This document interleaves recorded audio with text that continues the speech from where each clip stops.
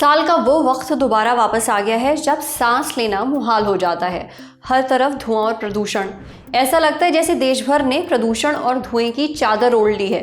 Air quality index यानी कि AQI रोज नए रिकॉर्ड तोड़ता है। AQI एक पैमाना है जिससे पता चलता है कि हवा की क्वालिटी कैसी है। ये ऐसे समझिए कि अगर AQI 0 से 100 के बीच है तो हवा अच्छी मानी जाती है, ठीक मानी जाती है। फिर जैसे जैसे लेवल बढ़ता है हवा बिगड़ने लगती है।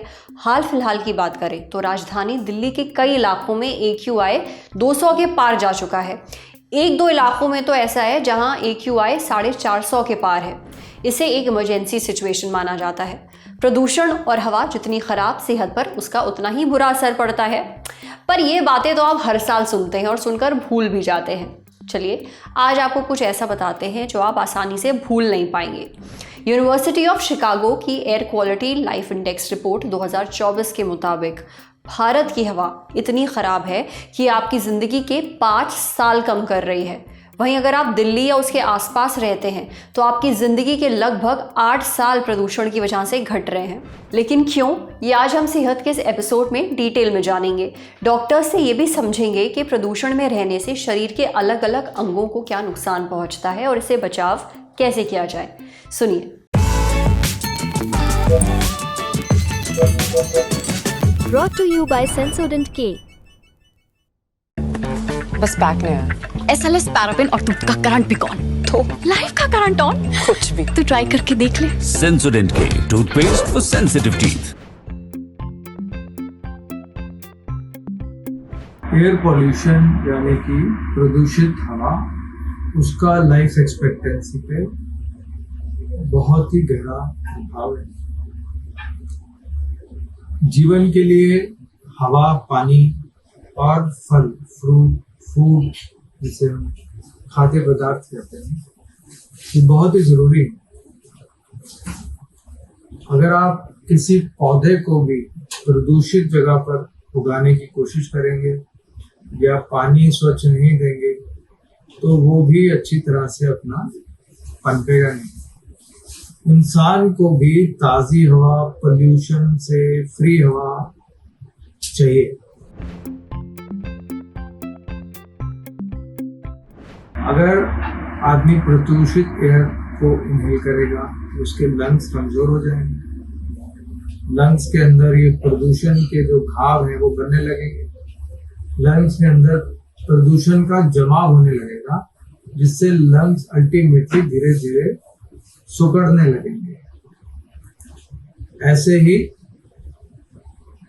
जो प्रदूषित हवा है उसके अंदर जो छोटे पार्टिकल्स PM2.5 पार्टिकल्स होते हैं, जब उनको कोई भी इंसान, छोटा बड़ा, प्रेग्नेंट लेडी, जब वो इनहेल करता है तो वो शरीर में ऑक्सीजन के साथ हर ऑर्गन में पहुंचते हैं और हर ऑर्गन में वो डैमेज करते हैं, कैंसर फैलाने की कोशिश करते हैं और स्पेशली हार्ट के रोगों को बढ़ाते हैं।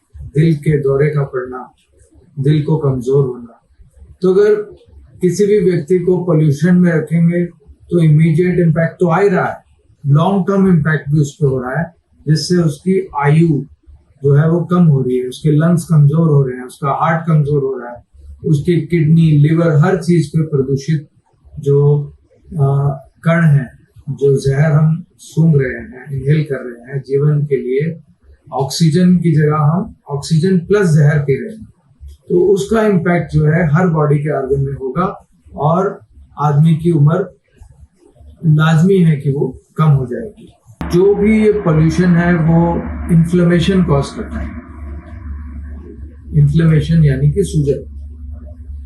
इनहेल करेंगे तो साइनस में, नाक, कान, गले में जब ये प्रदूषण के पार्टिकल लगते हैं तो वहां पर वो एक रिएक्शन करते हैं और रिएक्शन से वहां पर बलगम बनता है और छोटे छोटे जख्म होते हैं जिसमें इन्फेक्शन होता है। ऐसे ही जब ये इन्फ्लेमेटरी पार्टिकल्स, जो पार्टिकल 2.5 माइक्रोन से छोटे साइज के, जब ब्लड में चले जाते हैं तो हमारी आर्टरीज को, हार्ट की आर्टरीज को, ब्रेन की आर्टरीज को, हर को वो इफेक्ट करते हैं और इन्फ्लेम करते हैं, जिससे हार्ट अटैक, ब्रेन स्ट्रोक, सब चीजों का इंसिडेंस बढ़ जाता है। जब भी बीमारियों का इंसिडेंस बढ़ेगा तो लाजमी है कि आदमी की उम्र कम हो जाएगी। तो प्रदूषण से बचना बहुत ज्यादा जरूरी है। पॉल्यूशन से बचने के लिए मास्क लगाइए, एयर प्योरीफायर का आप इस्तेमाल कर सकते हैं, जितना हो सके पब्लिक ट्रांसपोर्ट का इस्तेमाल करिए और कोई भी ऐसा काम मत करिए जिससे पॉल्यूशन फैले। अब बढ़ते हैं सेहत के अगले सेगमेंट की तरफ। तन की बात। एक बार ठीक होने के बाद ब्रेस्ट कैंसर क्या दोबारा हो सकता है? डॉक्टर से जानिए।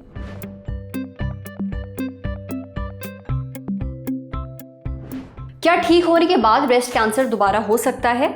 जवाब है हाँ। इसे ब्रेस्ट कैंसर रिकरेंस कहते हैं। ये कैंसर शरीर के किसी भी हिस्से में हो सकता है, यानी ये फिर से ब्रेस्ट में हो सकता है, ब्रेस्ट के पास किसी अंग में हो सकता है या ब्रेस्ट से दूर शरीर के किसी दूसरे अंग में भी हो सकता है। अपोलो हॉस्पिटल्स की एक रिपोर्ट के मुताबिक भारत में ब्रेस्ट कैंसर रिकरेंस के मामले 20 से 30% हैं। हालांकि ये बहुत सारे फैक्टर्स पर भी निर्भर करता है, जैसे मरीज को किस तरह का कैंसर था, कौन सी स्टेज थी, इलाज कैसे हुआ था, अभी मरीज की उम्र कितनी है और उसकी हेल्थ कैसी है। कैंसर दोबारा होना बहुत आम नहीं है, लेकिन फिर भी रिस्क तो रहता ही है। इसलिए कुछ लक्षणों को समझना और उन्हें पहचानना बहुत ज़रूरी है। क्या है ब्रेस्ट कैंसर के दोबारा लौटने के लक्षण?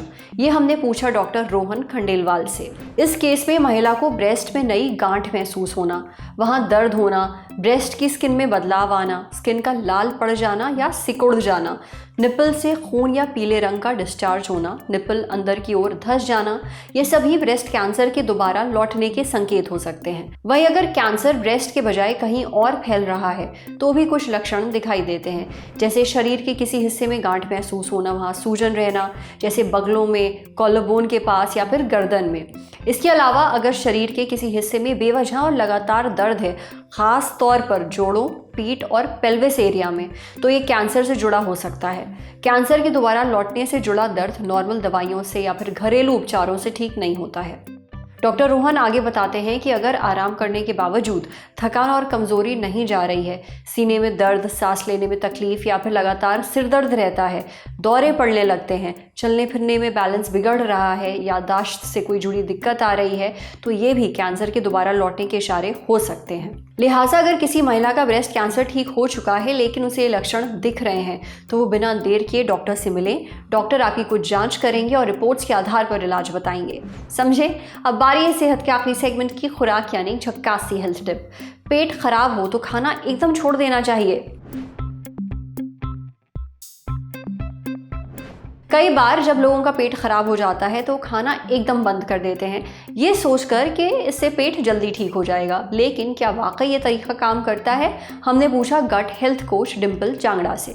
डिम्पल कहती हैं कि पेट खराब होने पर खाना पूरी तरह बंद कर देना कुछ राहत तो दे सकता है, लेकिन ये पेट ठीक करने का सही तरीका नहीं है।